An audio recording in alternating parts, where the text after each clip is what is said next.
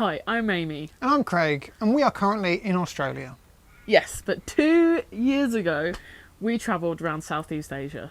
It was a hot and sweaty time, but we kept a podcast journal of our thoughts and feelings, the run up to it, during, and the eventual finale of our trip there. Yes. And we thought it was lost to time, but we have found it, and we thought it would be a good time capsule to put up on our YouTube channel. So here it is, the latest of our old podcast. Enjoy.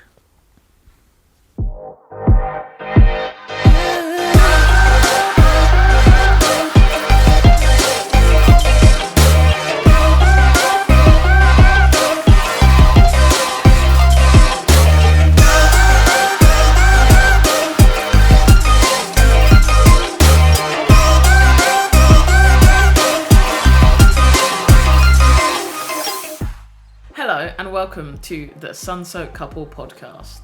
I am your host Aimee, joined by the co-host extraordinaire, Craig. So are we both equal hosts, or am I co-host energy and you're taking the reins? How does that work? I thought we were just co-hosts. But okay. It sounds like I'm Aimee, I am the host, and this is my co-host. He's down there. But I said extraordinaire. Imagine like a head teacher being like, I am the head teacher, and here's my extraordinarily talented deputy head. Yeah, like the best of the deputies. Of course, like an outlaw. Yes. Anyway, I am Aimee and this is Craig and this is Sunsoaked Couple podcast. And you can find us on Facebook, Twitter, TikTok, Instagram. You can email us sunsoakedcouple@gmail.com for any questions or advice Concerns, on travelling, feedback. whatever you want. Uh, And our website is sunsoakedcouple.com. There's articles there. Yes, more coming. How are you, Craig? I'm alright. Yeah, I'm okay. I've been feeling a bit hot recently. Do you know what that is? We are in a very hot place, I'll tell you that. I'd be a terrible actress. We didn't plan that either, so I don't know what you said. England is snowing where we're from, and we've got family and friends being like, oh, look at the snow, and we're like, blue skies, 30 plus degrees heat, you know. And we've had to turn the air conditioning off so it doesn't pick up on the mic, so sweating. But we got these lovely, sort of matching, Love Phuket t-shirts, tie-dye fashion. Phuket. And because that's where we are now, correct? That is where we are. Should we talk about how we got here? Yes. Okay. Let's do it. So the last time we recorded, we were in Kuta, Bali. Yes. Since then, we left to go to Bangkok, Thailand. Yeah, we were there for 4 nights. Yeah, I think that's right. It was nice. Yeah, and I think we'll touch on that next episode. This episode, however, we should talk about getting to Phuket. Phuket. I feel like every time I say it, you change it. That's what No, it's Phuket. Phuket. Oh, is it Phuket? I know it's poo. It's not that poo. No. So, we were in Thailand. We are still in Thailand. We are still in Thailand. Well, it depends when you're listening to this. We were in Bangkok, Thailand. Is that better? We were in Bangkok, Thailand, yes. And after our 4 evenings were up, we are now in Phuket. Phuket. Or Phuket. We had... The flight from Bangkok to Phuket was roughly about an hour and a half. And it was a really easy going flight because there was a whole row beside us that was empty. So I had the window seat, you had the aisle seat, and we could spread out. And it was nice because I don't usually choose to sit by the window because I like to sit on the aisle. I like to be able to run as fast as I can if I have to get off the plane. If there's an emergency landing, if we land in water, whatever it is, I know I get very anxious when flying. But I just thought, it's a short flight, what can go wrong? And I really enjoyed the plane. But... You know what would have made it better? What? You received a message at the beginning of the flight. So, what, 5 minutes before, like, we were on the runway. Well, yeah, so we were on the plane, we were moving, and I was just about to turn my phone onto airplane mode when I saw a notification from Airbnb. We had booked this Airbnb for quite some time. It had been months and months. November, and months. I think. November, it's now March, so that's 5 months. You had messaged them, I think twice before, saying, could you let us know of transportation from the airport to the Airbnb? I just wanted to know if they can book us a taxi, because that, to me, sounded like the most obvious thing. From the hotels and Airbnbs we've stayed in so far, they are more than willing to be like, here's the taxi agency, or we've got they some have drivers. Yeah. So we thought maybe it was like give it a go, see what they say. But they didn't reply at all. They didn't reply to the first one. 2 days later, I sent them a second message asking basically the same thing. And then the morning of, I messaged them saying, hello, please can you confirm that you've received my messages? And then, 4 or 5 hours later, so we're sat on the plane. On the runway. On the runway. I'm just about to put my phone into airplane mode. We're going to take off, like, literally a few minutes. And it goes something along the lines of, hello, we have already spoken to Airbnb to make them aware of your room being cancelled, basically. I don't think there was an apology. I don't think there was any, we'd like to offer X, or we can provide you a hotel here, or, we can put you up for a few nights somewhere else whilst the room, blah, blah, blah, blah, blah. So it was literally just stone cold, we sent off Airbnb to cancel your room. And then you replied, when was this? Yeah, how long has this been? They said 3 days ago. So I straight away messaged the Airbnb support team and was like, this has just happened. And basically they hadn't, the hotel hadn't gone about it the right way. Instead of cancelling, they just emailed Airbnb. Didn't tell us at all. Didn't communicate with us. We don't know that they actually messaged Airbnb. No, and Airbnb did not confirm nor deny, so we're about to get on a plane. We are on the plane. We're about to fly. And you said this to the contact team, didn't you? I'm on the flight. I'm about to take off. I'm not going to have any reception. Yeah, and then just a side note that's really not relevant, but I landed and then I had a message from the airport Airbnb support team saying we tried contacting you. We tried calling you. And I said that I was on a plane. About to take off. Do you think they've heard that thing so many times though? I need this urgently back. I didn't say anything about urgent. Well, it was pretty urgent. It was, but what could we do on a plane? I just wanted to get the conversation rolling, because sometimes it can take an hour or so for them to even join the chat, as we've experienced before. Other times, they join within seconds. So you send the messages, we take off, and as you said, we got the comfy free seats between two of us. That's always a winner. And then we landed, and they'd said, "Oh, we tried contacting you, blah blah blah blah blah." However, they've now cancelled it. You'll get a refund. We're going to offer you a 30% code. 30%? Yeah. I thought it was 10%. A 10% code, which was about 30 quid. We hope that you use this to help. Yeah, here's a few other options in that area. Because I think they said the reason why they were giving us a 10% code to get 10% off was because they understand that when we rebook somewhere, it might be more costly.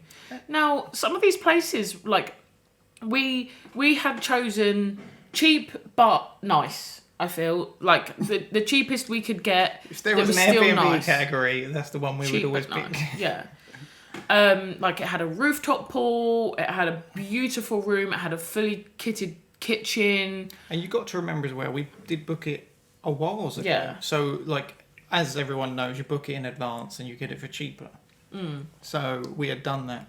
And then the ones that he was sent through were either about the same price but looked awful, or were double, triple the price, but were exceedingly fancy. And I just thought, from his perspective, the Airbnb perspective, do they just treat everyone, like every property, the same? Like, oh, there's one there, that's just a shack with a bed, you know. But then, if we were to book the same Airbnb that cancelled on us, it wouldn't be the same price. It would be more expensive because it would be that day, wouldn't it? yeah, but you'd like to think that on the day bookings would be cheaper because they're like, well, otherwise we're going to be without somebody in that room. Whereas even if you half the price or whatever, you know, it'd be still more money than if no one had booked. It doesn't make sense. We haven't actually mentioned why they cancelled. Oh, apparently there was a water leak in our room, which I appreciate. These things happen. It can't be helped. But like, Zero for customer service. Zero customer service. In fact, I did write to them and say, you know, going forward, going forward, if this happens again with any of your future customers, like, be communicative. 3 days ago, when you knew that this was a problem, you should have not just emailed Airbnb, which was wrong. You should have messaged us directly and said, because Airbnb is sort of just like managing the app and making sure everything's okay. You are actually running that hotel or room or whatever, and therefore you are the one that needs to be communicative. Like when we do the reviews at the end, it's not how well did Airbnb communicate with you, it was how well did whoever your host was communicate with you. And I said poorly. So we were able to rate them. Yes, we could rate them. We could leave a review, and I left it. She went hard. Yeah. She went extremely hard. Like, I get these things happen, but the communication, man, was pure. And not even to apologise, not even to offer any other suggestions or, you know, like say, oh, we were supposed to stay there for 3 weeks. You know, okay, the room's getting, the water leak is getting repaired this week. We can't do this week, but we can honour the, like... That would have been good, yeah. Well, they might not be getting it repaired, but if it's a water leak... It might not be a water leak. It could be utter... BS. Very good. I knew that's what you were going to say. Yeah. So, all of these... that was probably the smoothest single flight we've had so far. Because we've had delays and all this sort of stuff happen. And our luggage arrived as well. Yeah, and our luggage arrived. So, just to have this thing full stop was just like there's always going to be something that happens, isn't there? Yeah.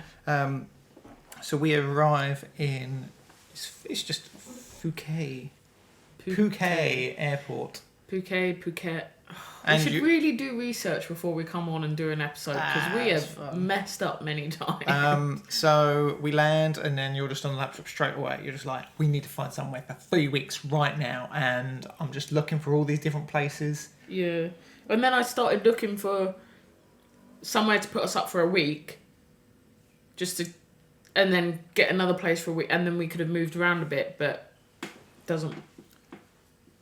it didn't help us at all. No, and what we found now in hindsight is that the Phuket itself is quite small, and you can travel around like easily. Like from where we're staying to the airport is an hour, and the whole circumference of this area is pretty travelable by a scooter or a taxi, regardless. From our hotel to the other side of the island is like 45 minutes. Yeah.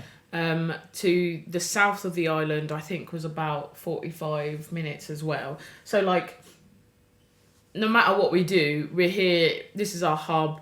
And I feel like that's a really good travel tip. Yeah. If you are willing to get a scooter or to pay a little bit extra to get a taxi places, then you could stay really in the centre of Phuket, or further out where it is cheaper accommodation. So that's a good tip. Yeah. The only thing that this place, so the place that we had originally booked was in walking distance of the beach, which is something that I have now realised that I really like. But this place here isn't. But when we get a scooter, we can do what we want, and the scooters are relatively cheap. Like, we learnt that in Bali. And when you went to the last place we were staying in Bali, there was a beach right there. You didn't really go and visit. Yeah, there was a lot of plastic and a lot of rubbish, and a lot of locals trying to get us to buy their stuff, which I get, but I don't want any of it. Like, I'm packing light, soz. And she should have just said that, but instead she just swore at them. No, I didn't. I said no, thank you. That's nice. No, thank you. Not today. We walked past many tattooists, and because they can see we've got tattoos, they're like, Tattoo today? Maybe tomorrow. Not today. Not today. Not today. And then every time we'd walk past them, they'd be like, maybe today. Well, they remembered you as well. You must look very unique. I'll take it. So we arrive in Phuket, and you're straight on the laptop, and I would say that it wasn't going very smoothly at that point. You weren't finding stuff that you were enjoying. No, and I needed a bit more than 20 minutes to actually do some research, look at the reviews, look at the photos, like. And Aimee has this specification of it's got to have a pool. It's got to have a pool, right? I need a pool. I just know I do. Isn't that right? Yeah. When we stayed in Bangkok, there was no pool. How did you find that? That was fine because we were only there for 4 nights, and I knew that we'd be out a lot walking, and then when we weren't, we'd probably just want to hit the hay, Hit the hay, and we did pretty much. That room, I don't have any reverence for it. So it did smell a little bit. Oh yes, but that's for our Bangkok episode. Oh okay, that's for the Bangkok episode. Right. So I found something quick and easy. It did have a pool, but we just needed it for one night. It was called Oasis, and to be fair, it was really nice. But it gave me the shack vibes when we were in Ubud. Yes, and it did say it had a pool. And then it wasn't until after you booked it that we realised that the pool was temporarily closed. So I was well looking forward to jumping in that pool and cooling off after a stressful flight. Well, just yeah. So I booked it for £17. So this was you can book a tent. So they do tented accommodation, which is just a bed with covers over it. And they also had actual tents as well, didn't they? Yeah. Yep. And they had rooms, which was similar to like a community centre vibe. It was a bit officey. Yeah. So the ceiling had that like crisscross office square thing. Yeah. And yeah. Ants coming out the sink. Was there ants coming out the sink? Oh, I didn't notice that. That's good to know. Now in hindsight, but we just needed somewhere to stay for a evening, so it was about 5 minutes away from the airport with a drive. So we booked an Uber. So in Thailand they have Grab, which is a very popular app for things like it is app-based driving and food delivery, similar to Uber. So our first Uber driver that we got, she's shaking her head. We booked with him and we waited for 5 to 10 minutes, and then he eventually messaged saying, sorry, my car has had a system crash. I can't come and get you. So like Uber, it shows you on the map where the driver is driving. And for about 5 to 10 minutes, this guy the car would move like 90 degrees. But it would never actually move physically on the map. Yeah. And we were just like, okay, so the Airbnb's cancelled the room, and now we can't get a driver to our new place. Oh my god! And I think there must be something where drivers don't like cancelling their fares, so they say, I can't get you. Can you cancel? Sort of thing. So we cancel. We get a new one. So this was a woman Uber driving this time, and she says, I can't come in. She couldn't come into the airport. She wasn't willing to pay the fee, but I swear it's like free under 5 minutes, and I don't think we're going to be that long. Anywho, she made us walk outside the airport with our big bag on our back and our backpack. It was hot. I was sweating. I was not happy. I always think that, how often do you see people just walk across the car park and then leave outside the car exit, walking with all their bags on? I've never seen that. No. Which is so, and then halfway through, like she says, so it goes airport, car park, patch of grass. Yeah. Then that's where the main road is. Yeah. She was over on the main patch of grass. With her hazards on. With her hazards. Pulled over. Halfway from us walking to her, she texts me saying, are you okay? Not knowing how, because these bags are heavy. Yeah. Heavy. We've seen quite a few backpackers on this journey, and we're just like, why are their bags so much lighter than ours? But I don't feel like we've got... that much. No. No. Which is strange. Maybe it's just a personal thing. Yeah.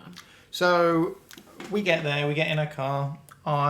You had your leg out and I just grazed your toe there. Are you okay? Grazed. It was like a full-on slam, mate. I'm sorry, I slammed your toe off. It was in my area. You and your areas. I thought you loved my areas. We get into a car. Oasis is in the middle of a field, and to get there you have to go through some dirt roads. Amy's just shaking her head. Is this PTSD? You're about to cry. The main road. Yeah. So I'm trying to jump ahead, clearly. It had a right turn. So she thought, I need to do a U-turn. So she does a U-turn on the main road and then just drives the wrong direction so we can still see the airport. And then the sat-nav says, do another U-turn. All the while she's like, So she does another U-turn and then we end up where we started. And then she finally took the correct right. Which is where there is a 7-Eleven. Yeah. But instead of... once she turned right, instead of just continuing straight, she turned right again. We ended up basically doing another U-turn. We went one way down the road, back out, down further than where she picked us up.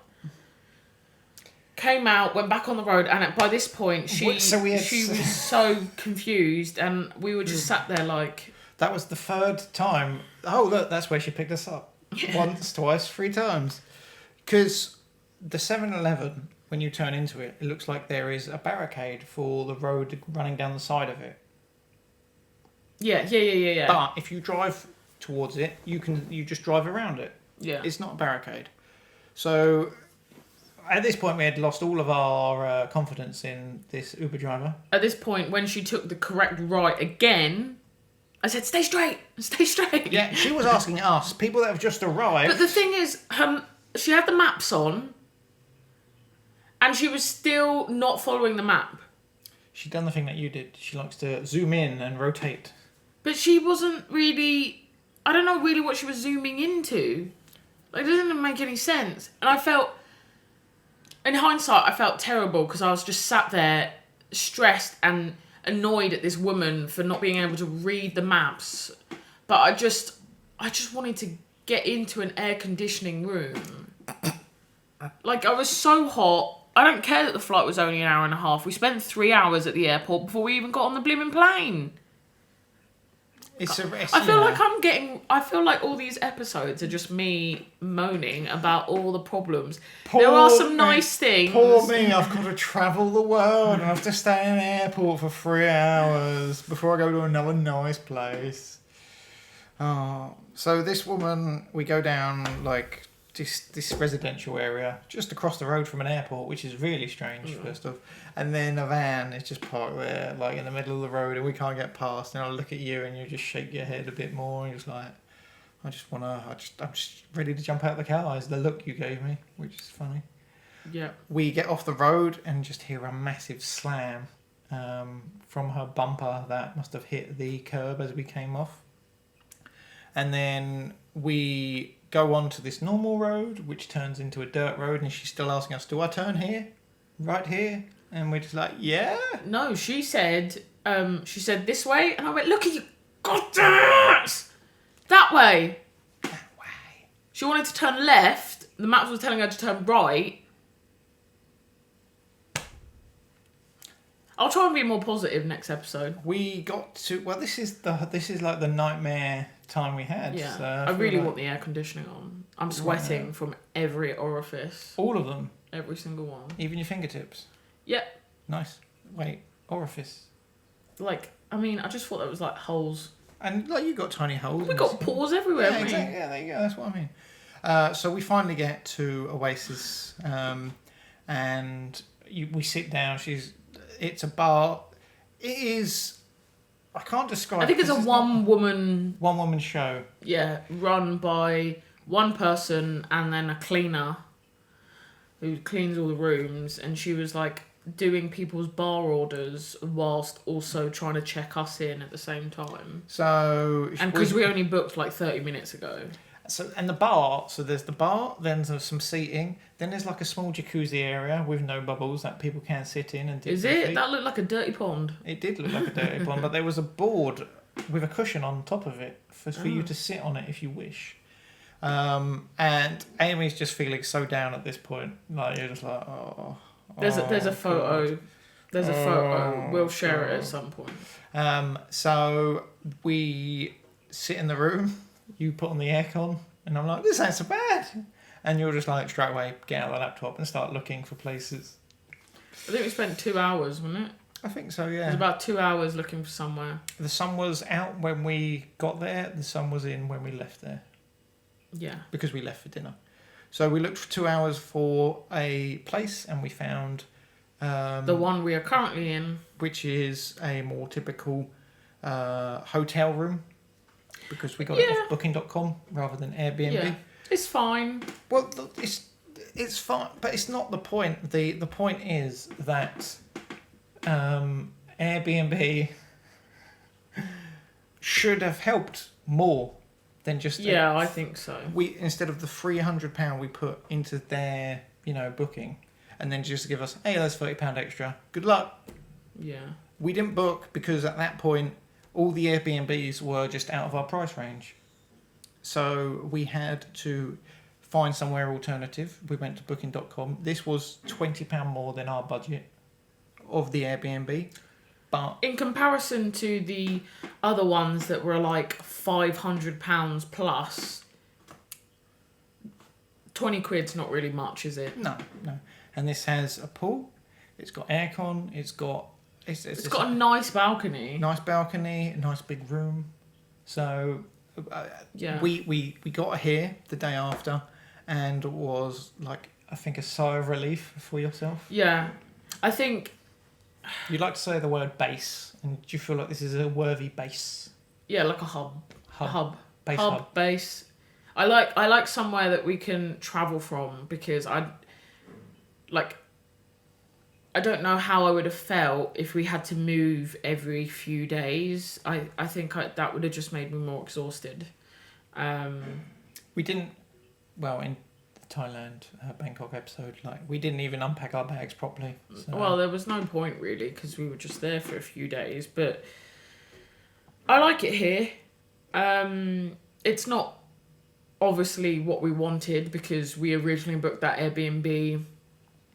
with a rooftop pool and a full kitchen to help us save a bit of money on food, which is not a problem, but doesn't mean it's not everything. Yeah, but yeah, it's adequate. It's nice. It's adequate.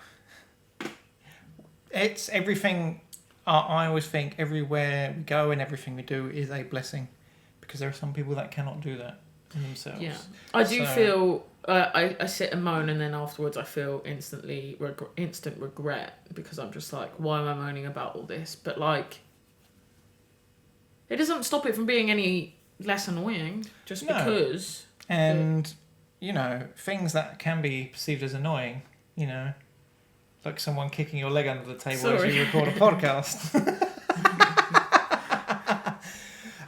The way I look at it, though, is like those sorts of things make great travel stories. And here we are podcasting about this weird oasis place that was in the middle of nowhere and was like a bit of a community hall office style bedroom. And there's quite a few here. We've seen quite a few like digital nomads sat up on the terrace or downstairs in the restaurant. Yeah. Actually doing work here. It's strange. Another thing. The only problem with this place is that the restaurant is we got in and I think it was like a national holiday. And so they weren't like serving alcohol in a lot of places, and the restaurant downstairs had a big sign saying closed today. So I thought, oh, okay, that's fine, it'll be open tomorrow. So yesterday we rang down and said, and like checked to make sure the restaurant was open, because I think, was it breakfast we wanted? No, it was... We just wanted to know what the options were. And I think, looking back, you said restaurant, and I don't think it's been open for quite a while. No, she said, no, it's closed, not sure when it's going to open. So, if you've got a sign that says closed today, you can just leave that up the whole time, because you never need to change it. We do have, so there's, we should talk about it another time. Okay. Some of the things that we have, but we do have a 7-Eleven, so, There are positives here. Yeah. And we're trying new things that you wouldn't necessarily find in England, and some things we are enjoying, some things not so much. Hit and miss, but that's always going to be the way, isn't it? And we'll talk about that next time. Yeah, definitely. And we'll also talk about the vegan Phuket restaurant that we've found literally 2-minute walk from here. Mint. Yeah, it's pretty good. Pretty good. Is there anything else you want to talk about this chapter of travelling? The sort of annoyance of it all? I think we've both sort of handled ourselves very well.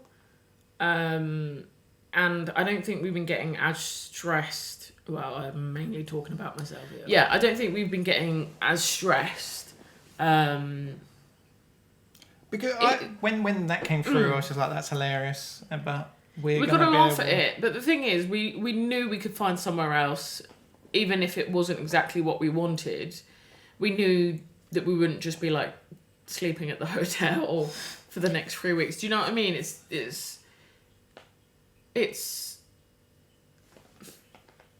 swings and roundabouts, isn't it? You were going to say it is what it is. It is what it is. It is what it is.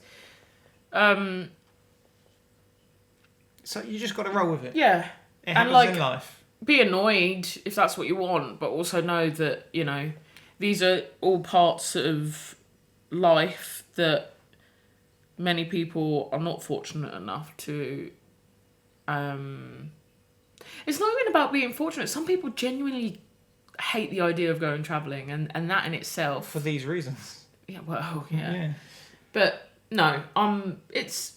If you can't tell from the tie-dye shirts, we don't believe that shouting and screaming will get you anywhere in life. So, you just got to roll with the punches, don't you? Yeah. Yeah. It's been a nice mellow time. I don't think we've argued that much, really, have we? I think we have. Do you? No, I'm just starting an argument for jokes.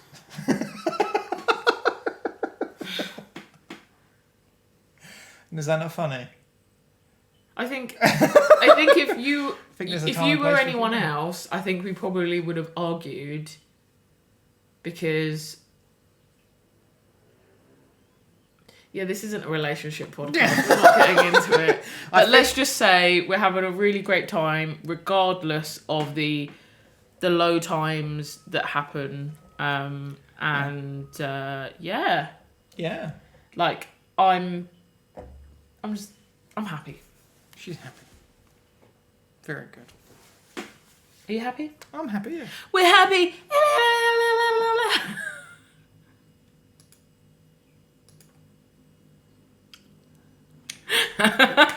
Let's run through the socials.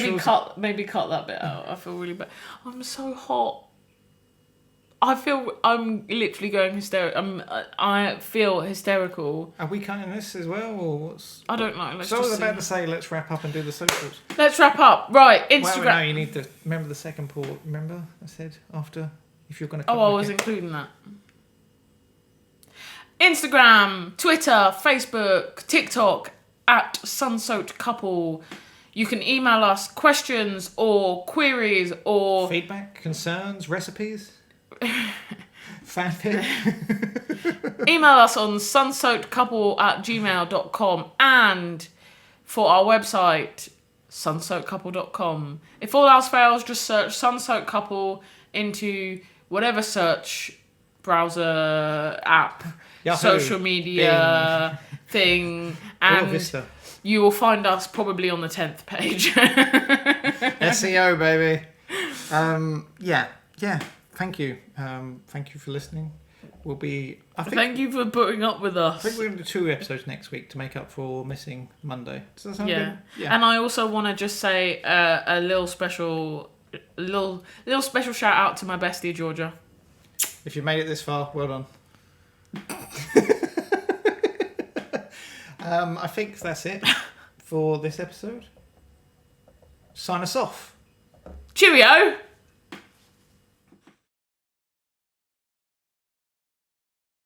Even if we were to book with that same Airbnb place... I'm going to sneeze.